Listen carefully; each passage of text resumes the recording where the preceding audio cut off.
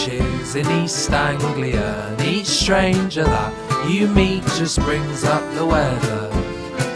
So grab your welly. Couchsurfing, I think the basic idea of it is that young people, old people, any people can travel around the world and meet locals or people who live in the places, and thus get a better idea about a certain city or a certain area. Basically, the couchsurfing concept is very simple. It's for travelers to go to other countries, to connect with people in these countries and stay with these people on their couch or their bed they could spare.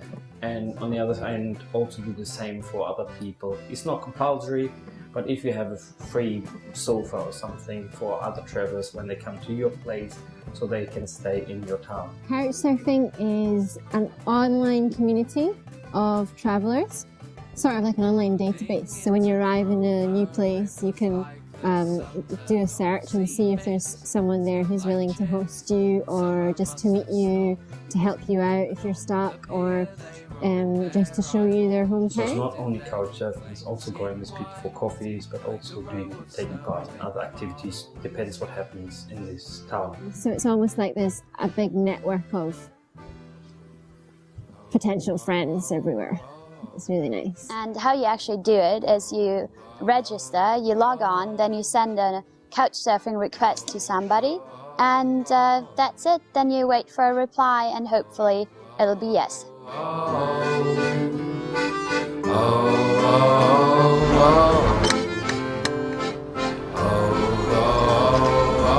Hi, I'm Ole. Do you want to come in? Come on. Hi, I'm Viviana. I'm 28. I'm from Germany, and I'm a student at UEA. I'm Joy. I'm 27, and I live in Norwich at the minute. I'm from Derbyshire in England. My name is Simran, and I'm from India. My name is Claire. I'm 29 years old. I'm from France. I'm Rob. I'm 24. I'm also from Derbyshire. My name's Isla McIntosh. I'm from Glasgow, Scotland. My name's David. I've been on couchsurfing for 4 or 5 years, I think. Yeah. I've been on couchsurfing since 2007. And we've been couchsurfing probably for about 3 years, 2.5, 3 years, something like that. I've actually only couchsurfed for about eight months. Couchsurfing, talking about couchsurfing, when I arrived in Norway. I've been couchsurfing since 2009. Great, I have to say. It's not a huge group, we are a smaller group, but we're very active. We are more like friends and couch surfers. We do lots of things together. We organize events permanently, really. We go for lunches, we go out on weekends, we go to the cinema.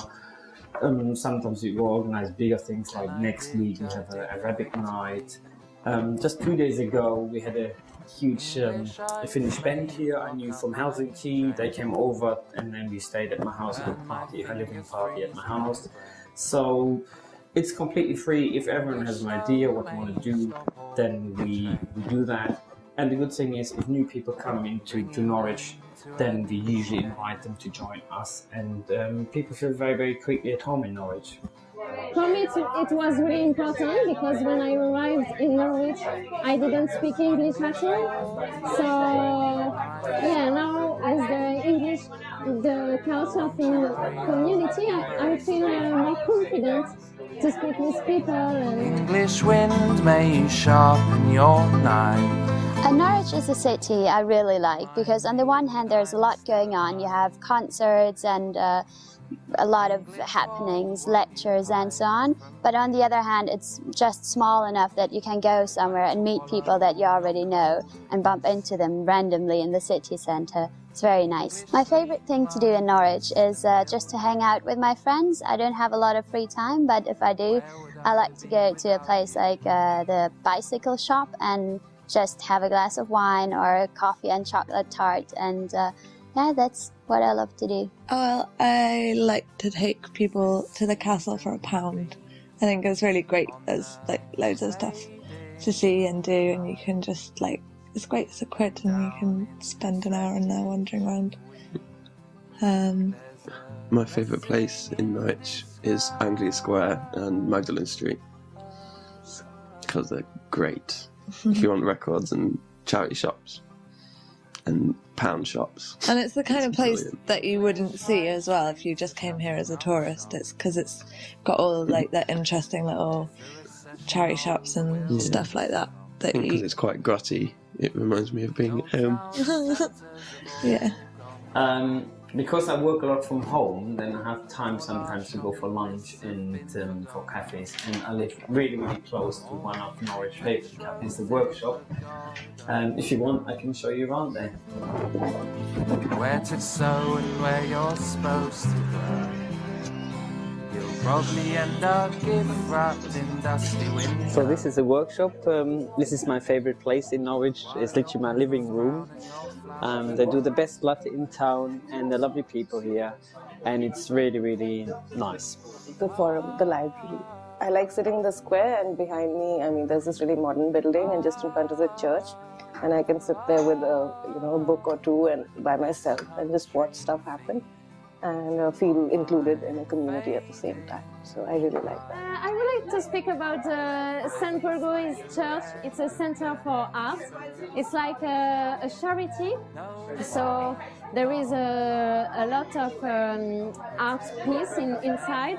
It's possible to play music inside, to have a coffee. I quite like the market around, the Guildhall, old building by the market. I like that a lot around there. I think just walking around the city centre is very nice because there's so many different things you can see. It's pretty historic, and the city centre's lovely. It's a lovely little size. There's just a good mix of everything. There's loads of quiet little areas as well, and so I think that's the best way to see the city. Yeah. The cathedral is really amazing. When I first went there, I spent 2 hours walking around this, looking at the ceiling because it's so beautiful. The Sainsbury's Centre is an amazing gallery, which we're really lucky to have on campus.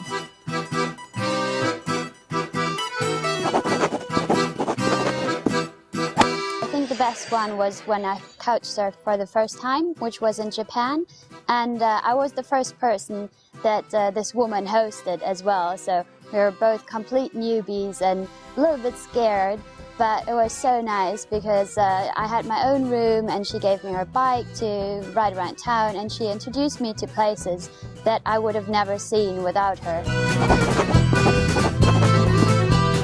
We had my birthday last year. We couch surfed in Poznan in Poland, and it was really nice. We stayed with a really good guy who was like a really good host and cooked us loads of food, and we walked for miles all over Poznan with him.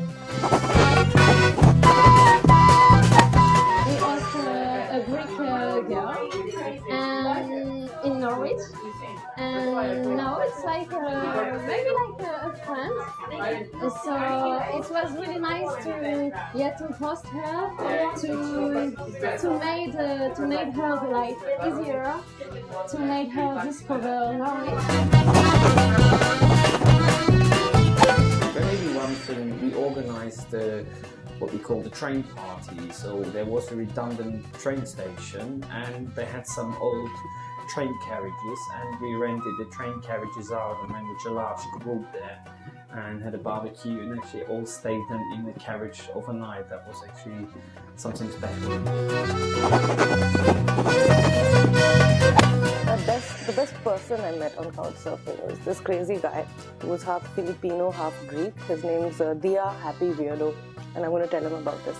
And he's basically spent 7 years traveling all over the world. He's a fire juggler, and he'd been to every place. And he was one of the sweetest, nicest people ever. And we spent the whole night dancing to really bad drum and bass in a nightclub in Delhi. Yeah. So that was pretty tame, but it really made me impressed.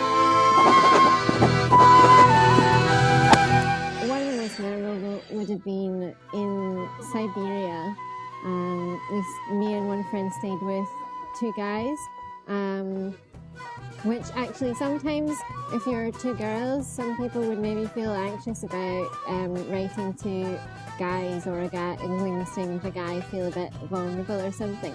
But after this experience, I absolutely would never make that kind of judgment, because these guys were the most fun. They were so welcoming, and they gave us a tour of the city. They were just hilarious, and cooked for us and bought us little souvenirs at the end, which they do with all their couch surfers. They're like one of these kind of institutions of couch surfing in the city. I think everybody flocks to them.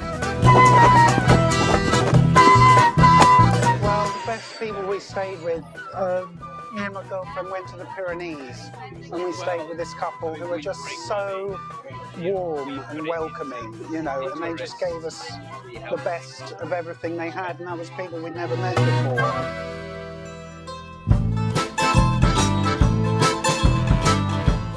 I think it's very positive. It's about openness, it's about trusting in people, and it's about equal exchange without preconceptions, you know. It's really, really good, I think, yeah. I think it's a really good way of travelling. It's a really great way of like being an ambassador for where you live and what you do and the people you know, and it's a really nice way of like introducing someone to a place. And as a surfer, it's a really great way to get to know a place, because you see a totally different side of a city or a town. I do think couchsurfing promotes a positive message, because it enables you to travel the world on a shoestring budget, but also to meet new people and new cultures and get more ideas about what other people live like in other countries. I found everyone that I've met through couchsurfing was just really helpful and open-minded and really caring, and it's a really great experience. Yeah, I think to sign up for it, you kind of need to be that sort of person anyway, because a lot of people, well, I think a lot of people, some people anyway, kind of seem a bit perplexed when you say like, oh yeah, I'm just going to like stay with some random person I've never met before. A lot of people, like my dad or something, would just be like, oh, you know, isn't that dangerous? Yeah, I think it's quite a different way of looking at the world. My perspective has changed since I started couchsurfing, I think. Especially, I think, in the UK anyway, there's quite a lot of kind of stranger danger fear about how can someone be offering to help you and not expecting something in return. That it's a really strange thing to do. I get a lot of people who don't understand it. But it makes you realise that there are so many good people who are kind and will help you just out of the goodness of their hearts. And I think we need more of that in the world.